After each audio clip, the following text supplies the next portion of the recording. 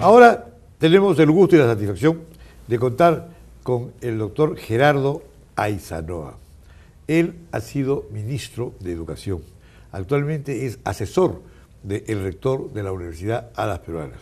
Y el tema que hemos escogido para conversar es la reforma de la educación y la reforma universitaria. Mi querido doctor, ¿cómo está usted? ¿Cómo le va? Bien. ¿Qué me puede usted hablar de esto? Bien, muchas gracias, mi querido Enrique, por la invitación, y vengo gustoso a conversar un poco sobre el tema de la educación.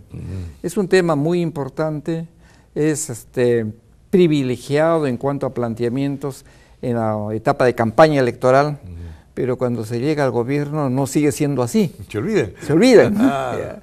Eso ya no es solamente en esta vez, sino en veces anteriores. ¿Y qué te diré? Pues que ahora es muy necesaria la reforma de la educación, no solo reforma, yo llamaría una transformación educativa, ¿no?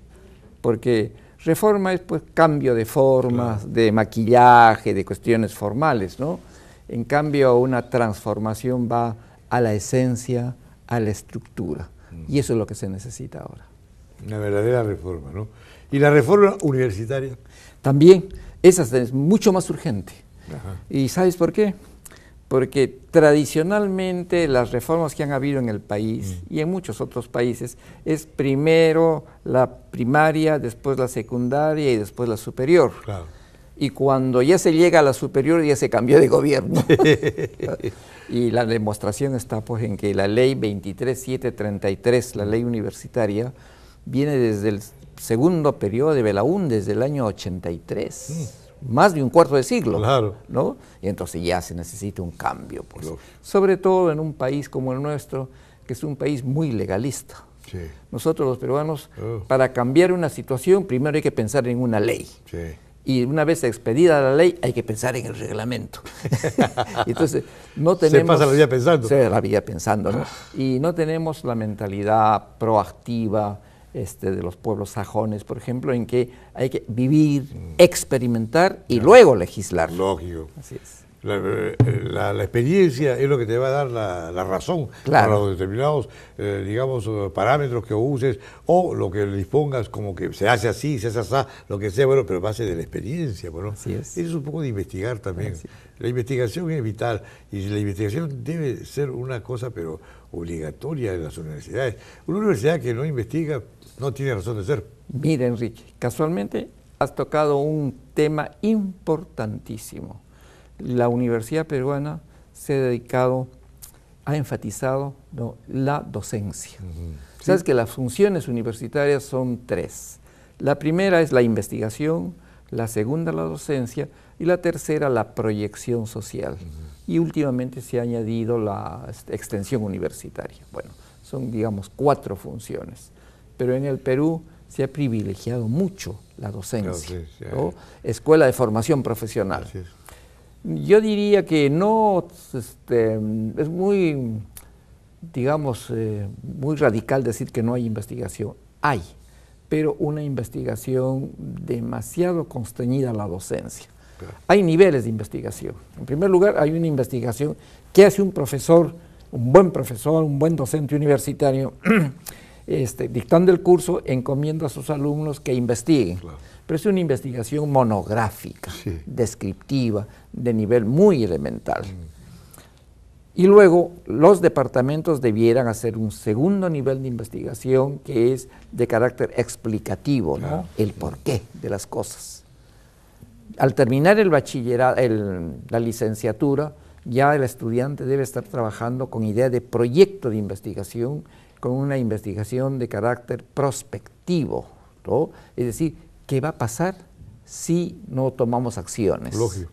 Y en los niveles de posgrado, maestría y doctorado, debe hacerse pues ya una investigación prospectiva y sobre todo investigación de frontera para descubrir nuevas teorías o siquiera nuevas metodologías. Lógico. Es vital. Vital. Es vital, pero no sé, en fin, ojalá cambie la cosa, la situación, porque, digamos, yo tengo entendido, por ejemplo, en la universidad se hicieron experimentos sobre la siembra y cultivo de la uva, la vid en Piura. Claro, sí. Gran resultado. Sí. Se está produciendo y se está exportando. ¿A Ecuador? Sí, Yo he estado en Ecuador, ya ¿no? ves. Y entonces, ¿por qué no hacer con otros niveles, con otras circunstancias, en otros lugares, con otros climas, pero encontrar soluciones, ¿no? Así es, claro, sí. Ahí sí, no, y después se puede producir pisco, claro. y después se puede producir vino, Claro. y después se puede dar 10.000 cosas, Claro. pero hay que investigar, hay que estar ahí. Estamos tocando temas muy importantes y vamos a poner como ejemplo a nuestra universidad, Alas Peruanas. Lógico, pues, ¿no? claro. Mira, Alas Peruanas tiene características muy, muy importantes. La primera está en todo el Perú. Eso. ¿Ya? Wow. Perú es un país rico pero disímil, pero esa disimilitud en su orografía, en sus clases sociales, en sus climas, en lugar de ser una amenaza, es una oportunidad. Lógico. ¿No? Es un país donde se puede experimentar. Claro. Tantos pisos ecológicos, Así es. tantas etnias, ¿no? Tantas formas de vivir. Sí, tú no puedes comparar, ¿no?, a un puneño de la isla de los Suros con un Ashanican o con un piurano, pues. Lógico, Sencillamente, no, ¿no? Tenemos todos esos matices, sí. ¿no? Y eso se refleja en nuestra comida, por ejemplo, ¿no? Claro, pues, ¿no? Ahora es el boom. Así es el boom, ¿no? Y Alas Peruanas, estando en todo el Perú, tiene todas sus oportunidades de investigación y está cumpliendo, ¿ah? Sí, La está cumpliendo. Por ejemplo, es muy conocida la investigación de las vicuñas en Tulpacancha, Claro. ¿no? Se compró 100 vicuñas y ahora están ya por los 2.000 vicuñas, ¿no? Ya ha producido algunas toneladas de lana de vicuña. Y bueno, y sobre todo, mira lo interesante, es que no solamente es crianza de vicuñas, explotación de la lana de vicuña, sino el trabajo de desarrollo social con el pueblo. Claro. Con el pueblo. La ¿no? comunidad, La comunidad está beneficiando. Está beneficiando. Se debe dar maquinaria y van a producir telas. Telas, así es. Que ¿no? es Entonces, ahí tienes una investigación, demuestra que la Universidad de Alas Peruanas es una universidad de punta. Ah. ¿Tú sabes cuántos alumnos tiene Alas Peruanas? ¿Cuántos? 80.300 alumnos. Ya. Es una Censado. mega universidad. Censados. Ya. A nivel nacional. A nivel nacional. Mira, el mismo caso es lo que sucede en Chimbote con las conchas. Claro. Que se producen conchas de abanico y se exporta el 100%. En Francia compran hasta la barba, todo compran, ¿no? En Estados Unidos te compran los blancos, no compran los rojos. En Colombia compran los blancos y los rojos, pero botan la barba. Aquí te hasta la barba. Entonces, ahí tienes un caso. Otro caso es la fábrica que hay en Chiclayo de extracción de fruta, de jugos de fruta, que se exportan a Estados Unidos. ¿No? Se hacen néctares y se venden en Estados Unidos. Todo eso es una proyección, pero inmensa, ¿no? Y una novedad. Bueno, para ti no es una primicia porque como tú eres de la familia, estás bien compenetrado con todos estos trabajos de Alas Peruanas. Pero mira, Jorge Lazo Arrasco, que es vicerrector de posgrado e investigación, tuvo la idea de crear un curso de postdoctorado. Porque en el Perú tenemos la idea de que cuando se llega al doctorado ya se sabe de todo y ya es un doctor, ¿no? Lo máximo. Lo máximo. Y eso no es así, pues. Lógico. Sencillamente. Es un más. Claro, sencillamente el mundo va cambiando y cada vez más aceleradamente. Claro. La tecnología va superándose, creando nuevos paradigmas y entonces, bueno, hay que estar al día. Claro. Un doctor que no hace cursos de postdoctorado sencillamente es un fósil intelectual. Se va quedando. Se va quedando, ¿no? Claro. Y Lazo Arrasco dijo que, bueno, vamos a hacer un curso de postdoctorado, seleccionó a los mejorcitos de la universidad.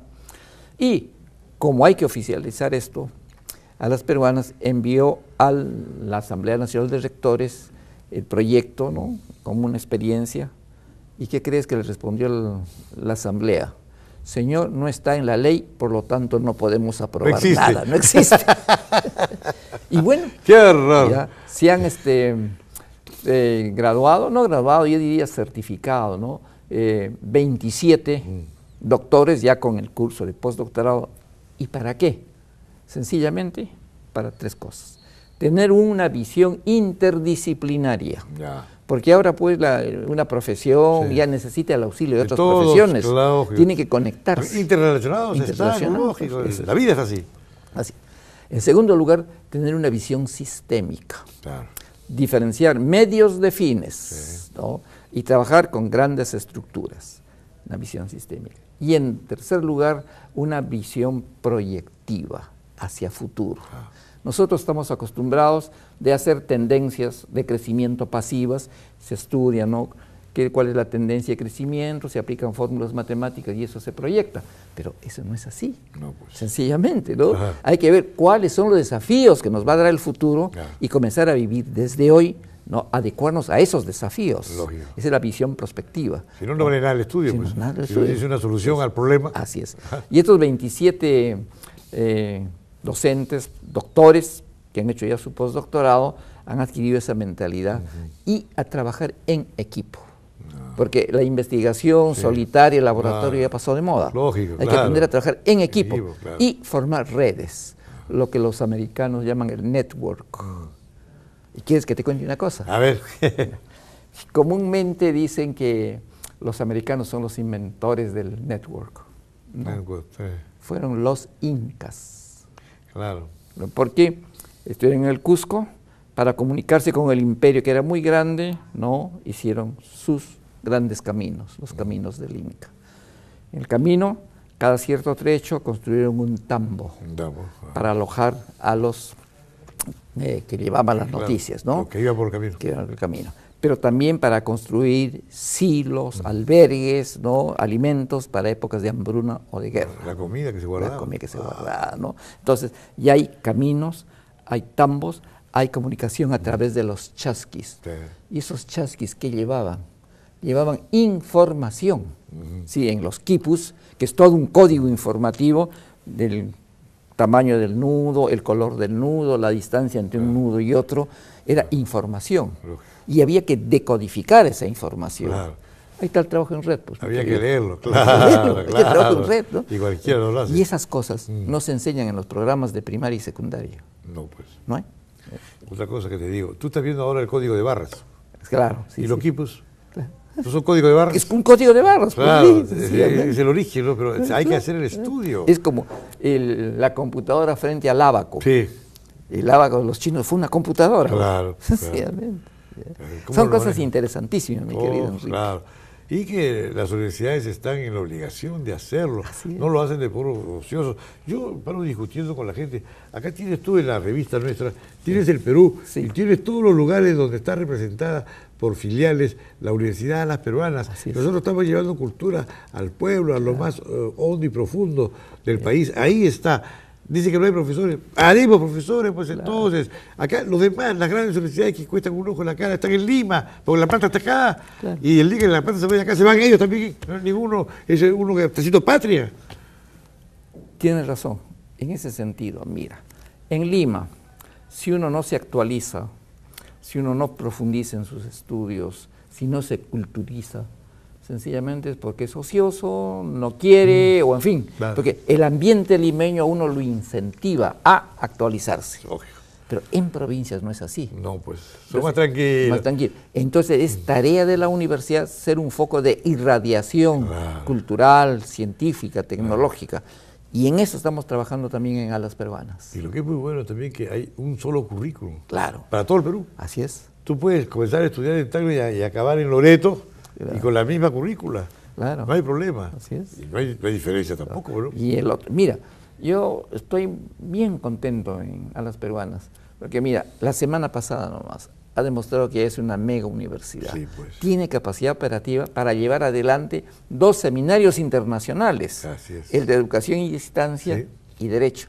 Pero paralelamente a esos 2 grandes seminarios de carácter internacional, han trabajado las enfermeras en un programa de investigación científica y los de negocios internacionales en la elaboración de proyectos de industrialización. Entonces, es una universidad que camina, pues, que se mueve. Claro, aunque esto da mucha envidia, ¿no? Ah, bueno. Pero mira, otra vez, yo soy hipertenso y estoy tomando unas pastillas producto de la universidad para nivelar la presión arterial, a base de la chicha morada o del choclo morado. Claro. Porque eso te sirve. Te recomiendo, tome mazamorra morada, tome chicha morada, que es muy bueno para bajar la presión. Entonces hay un elemento que se puede usar. Y yo estoy tomando pastillas y me va muy bien, estoy nivelado, tranquilo y sereno con mis pastillitas. Y eso hasta que Dios quiera. ¿No? Y es producto pues, de la universidad y la gente que está en la universidad que pone también de su parte empeño y ahí están los resultados. ¿No? Claro. Mira, y un poco extendiéndonos a la reforma de la educación peruana. Yo he leído todos los programas políticos en las últimas elecciones, ¿no? El que me concitó mayor interés fue el de Gana Perú, ¿no? Por algunas características. En primer lugar, tiene una visión de conjunto. Es educación, ciencia, tecnología y cultura. O sea que hay un concepto sistémico. Muy bien, mi querido profesor don Gerardo Ayzanoa. Para nosotros es un orgullo haberte tenido hoy día y sobre todo que desde la casa de la familia, como dices tú, te devuelvo la... Gracias, gracias. Pero hemos conversado bastante sobre lo que es la reforma, lo que debe ser la reforma de la educación y de la universidad. Con ejemplos de casa, que los tenemos más cerca, sabemos y podemos dar fe, ¿no?, de lo que hablamos. Así que te brindo las cámaras para una despedida y que invoques pues a las demás universidades de que pongan atención en la reforma universitaria y al partido de Gana Perú, para que se acuerden, porque fue una promesa de campaña, que es el momento de comenzar a trabajarla, porque tampoco la van a sacar en 2 días antes de irse, no, tiene que hacerlo desde ahora. Que no pase lo que le pasó a Alan García, sencillamente, y el último año comenzó a trabajar una serie de obras y no las terminó. Y a inaugurar, todo. Yo creo que, bueno, te agradezco bastante, Enrique, esta invitación y el hecho que me hayas brindado las cámaras de la universidad. Y decir pues que sí, yo creo que hay que tener la premura para trabajar sobre un punto importante que es la reforma universitaria. De hecho, la reforma universitaria de Córdoba de principios del siglo XX ya no rige. Córdoba, Argentina. Córdoba, Argentina, ya no rige. En primer lugar, obsoleta. Obsoleta. La autonomía universitaria. En este mundo globalizado, en este mundo tan interrelacionado, ya no caben autonomías, pues, ya no caben criterios estancos. Todos están relacionados uno con otro. Otros. Hay que trabajar. La globalización. La globalización. Un sistema distinto, diferente. Y dinámico. Lógico. Dinámico. ¿No? Ojalá que, bueno, los congresistas que están en el Parlamento, bueno, le den importancia a la promulgación de esta ley. Muy bien, te agradezco. Gracias, Enrique. Y a partir del próximo año, en febrero, volvemos a conversar. Claro. Hay que estar dándole. ¿Qué te parece, ¿Qué parece si establecemos unos seminarios? Eso sería muy ya interesante. Con alumnos. Claro. Podemos hacer un programa bonito. Y podríamos invitar a alumnos de otras claro, universidades que vengan. Ya. Que vean que está abierta. Te tomo la palabra, mi querido Enrique. Gracias, mi querido Gerardo. Encantado. Hasta luego.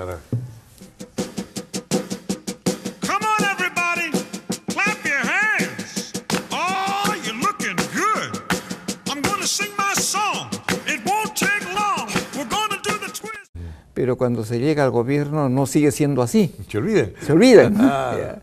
Eso ya no es solamente en esta vez, sino en veces anteriores. ¿Y qué te diré? Pues que ahora es muy necesaria la reforma de la educación, no solo reforma, yo llamaría una transformación educativa, ¿no? Porque reforma es pues cambio de formas, de maquillaje, de cuestiones formales, ¿no? En cambio una reforma de la educación y la reforma universitaria. Mi querido doctor, ¿cómo está usted? ¿Cómo le va? Bien. ¿Qué me puede usted hablar de esto? Bien, muchas gracias, mi querido Enrique, por la invitación y vengo gustoso a conversar un poco sobre el tema de la educación. Es un tema muy importante, es privilegiado en cuanto a planteamientos en la etapa de campaña electoral, cambio de gobierno. Y la demostración está pues en que la ley 23733, la ley universitaria, viene desde el segundo periodo de Belaún, desde el año 83, más de un cuarto de siglo, ¿no? Y entonces ya se necesita un cambio, pues, sobre todo en un país como el nuestro, que es un país muy legalista. Nosotros los peruanos, para cambiar una situación, primero hay que pensar en una ley. Y una vez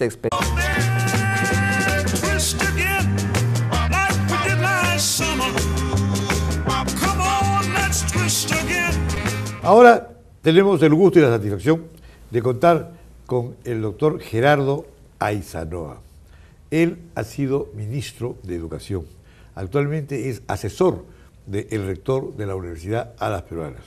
Y el tema que hemos escogido para conversar es la transformación va a la esencia, a la estructura. Y eso es lo que se necesita ahora. Una verdadera reforma, ¿no? ¿Y la reforma universitaria? También, esa es mucho más urgente. Ajá. ¿Y sabes por qué?